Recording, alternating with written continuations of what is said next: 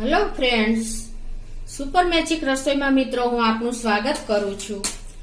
આજે હું કાચી કેરીનો મુરબ્બો એટલે કે છુંદોની રેસીપી લઈને આવી છું। મિત્રો, આ છુંદો આપણે તડકે છાંયે બનાવવાનો છે, એટલે તમે છેલ્લે સુધી મારો વિડીયો જોજો અને તમને મારો વિડીયો ગમે તો લાઈક કરજો, શેર કરજો અને સબસ્ક્રાઇબ કરવાનું તો ભૂલતા જ નહીં।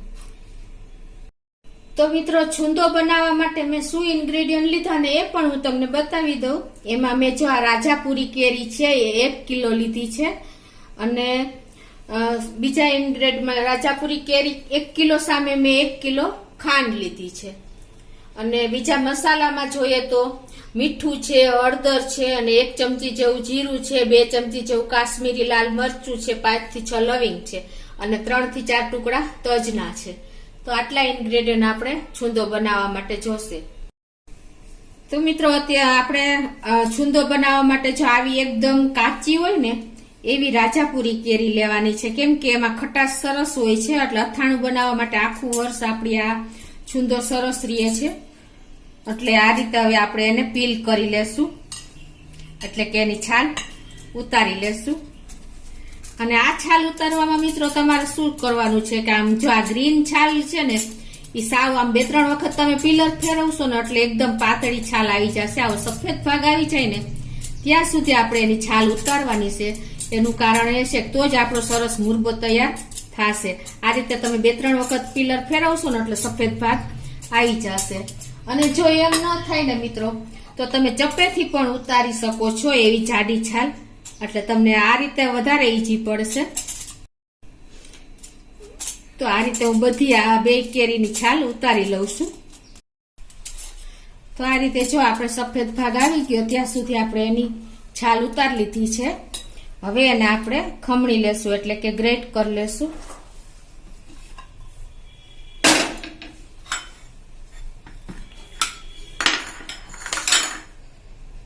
હવે એના માટે મિત્રો આપણે આવી રીતે જો પતલી ને એકદમ આવી ખમણી લેવાની છે, એટલે આપણું મીડિયમ સાઈઝનું ખમણ નીકળે એ ટાઈપની તમે તમારી અનુકૂળતા પ્રમાણે લઈ શકો છો। હવે એને આ રીતે આપણે એને ગ્રેટ કરી લેશું, એટલે કે એનું છીણ તૈયાર કરી લેશું મુરબ્બા માટેનું। જો આ રીતે તમે ખમણશો ને મિત્રો એટલે એકદમ સરસ આપણે મોટું અને લાંબી ખમણ તૈયાર થશે।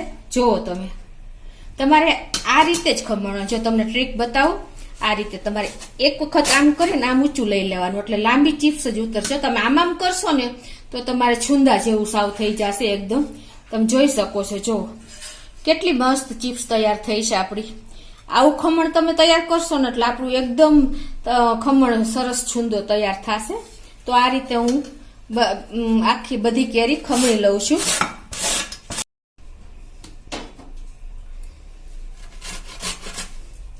તો જો મિત્રો, આપણે આ રીતે ખમણ તૈયાર કરી લીધું છે, તમે જોઈ શકો છો એકદમ જો લાંબી ચિપ્સ ને સરસ તૈયાર થયું છે। હવે આમાં આપણે 2 ચમચી જેવું આપણે મીઠું નાખી દેશું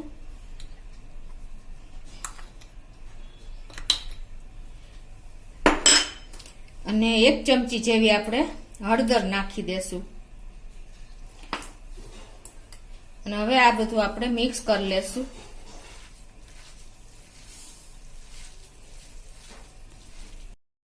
તો જો આ રીતે આપણે મીઠું અને હળદર મિક્સ કરી દીધું છે ખમણમાં। હવે આપણે એને એક તપેલામાં લઈ લેશું, કેમ કે આપણે હવે એને એમાં ખાંડ મિક્સ કરવી છે।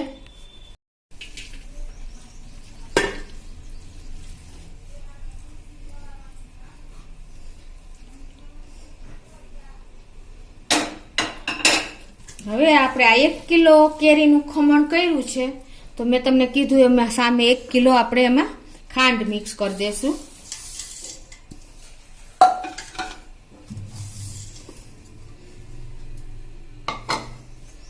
અને એને હવે આપણે ચમચેથી હલાવી લેશું।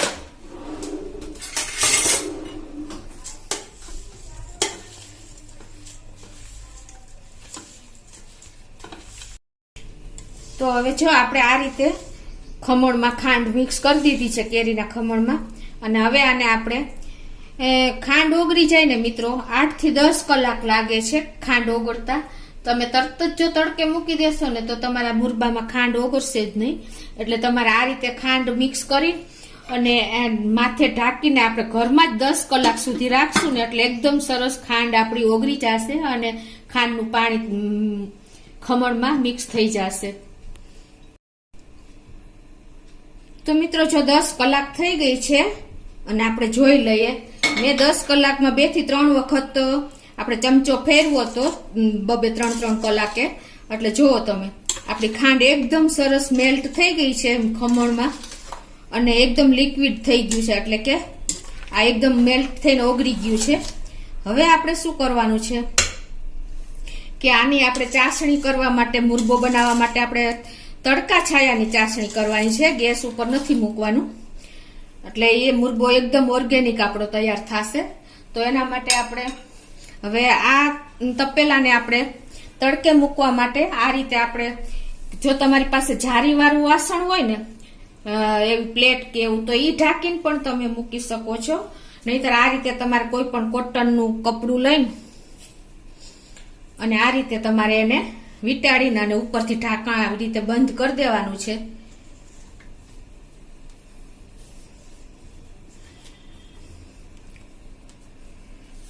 અને હવે આને આપણે 5 થી 6 દિવસ કન્ટિન્યુ તમારે તડકે રાખવાનો છે. સવારે તમે 10 વાગે તડકો આવી જાય છે સરખો એવો, આપણે અત્યારે ફૂલ તડકા પડે છે, તો 10 વાગે તમે મૂકી દેશો અને 6 વાગ્યા કે 5 વાગ્યા સુધી તડકો હોય ને ત્યાં સુધી તમારે આને તડકે જ રાખવાનું છે. અને સાંજે પછી 6 વાગે તમારે ઘરમાં લઈ લેવાનું છે અને પાછો ચમચો ફેરવી અને તૈયાર કરી લેવાનું છે. બીજે દિવસે પાછું કન્ટિન્યુ તમારે 10 વાગે તડકો આવે એટલે પાછો તડકે મૂકી દેવાનું. ને એવી રીતે તમારે 5 થી 6 દિવસ સવારે મૂકવાનું અને સાંજે ઘરમાં લઈ લેવાનું. અને દરરોજ સાંજે લેવા ટાઈમે ચમચો ફેરવી લેવાનો સવાર સાંજ.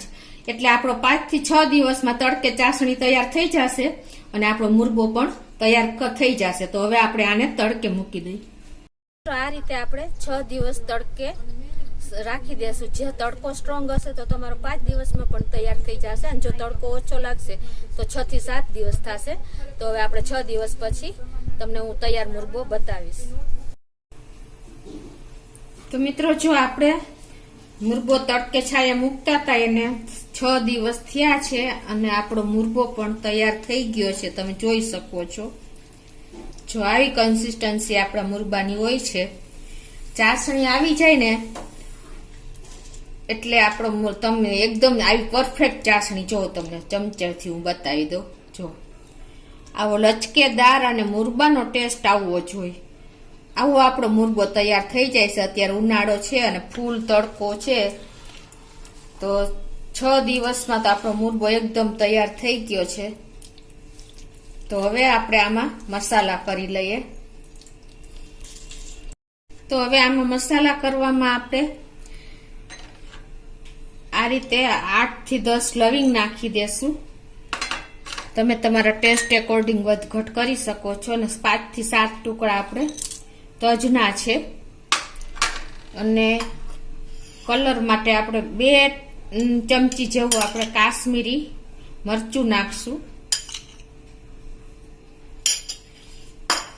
અને 1 ટીસ્પૂન જેવું આપણે આખું જીરું આમ હાથેથી થોડુંક મસરીને અને નાખશું.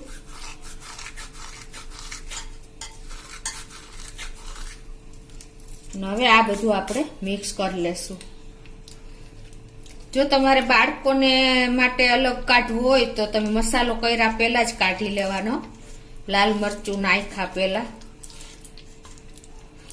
તો આ રીતે આપણે મસાલો કરી લેવાનો છે. અને મસાલો કર્યા પછી આપણે મિત્રો હજી આને આપણે તડકે મૂકવાનો છે 5 થી 6 કલાક. એટલે આપણો મસાલો સરસ મુરબામાં મિક્સ થઈ જાય અને એની ફ્લેવર પણ આવી જાય.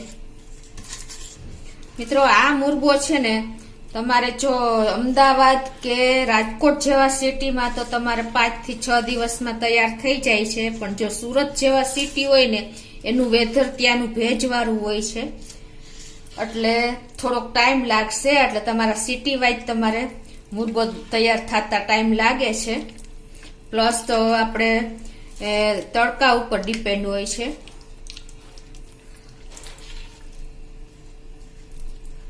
તો આ રીતે મિત્રો આપણે દરરોજ સવારે 10 વાગે મૂકતા અને સાંજે 6 વાગે તપેલું આપણે ઘરમાં લઈ લેતા, એટલે 6 દિવસ થયા છે. અને હવે આપણે મસાલો કરીને પાછું આપણે 5 થી 6 કલાક આને તડકે મૂકવાનો છે. તો પાછું હું હવે એને કવર કરીને મૂકું છું. પાછું આપણે એને આવી રીતે કોટનના કપડાથી કવર કરી દઈ.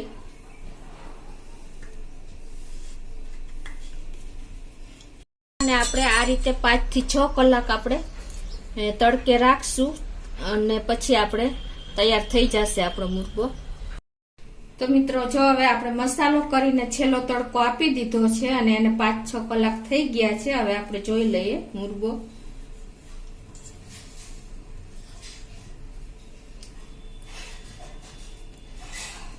તો જો આપણો મુરબ્બો એકદમ રેડી થઈ ગયો છે, મસાલો થયેલો.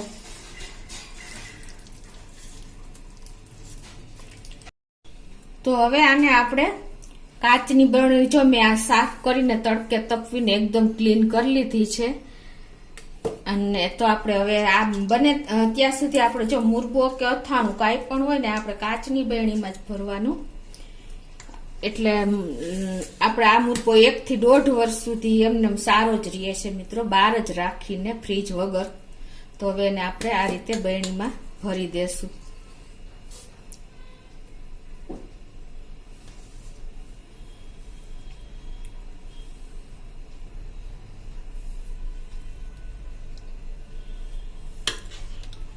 તો મિત્રો આપણો તડકા છાયાનો કાચી કેરીનો મુરબ્બો તૈયાર છે.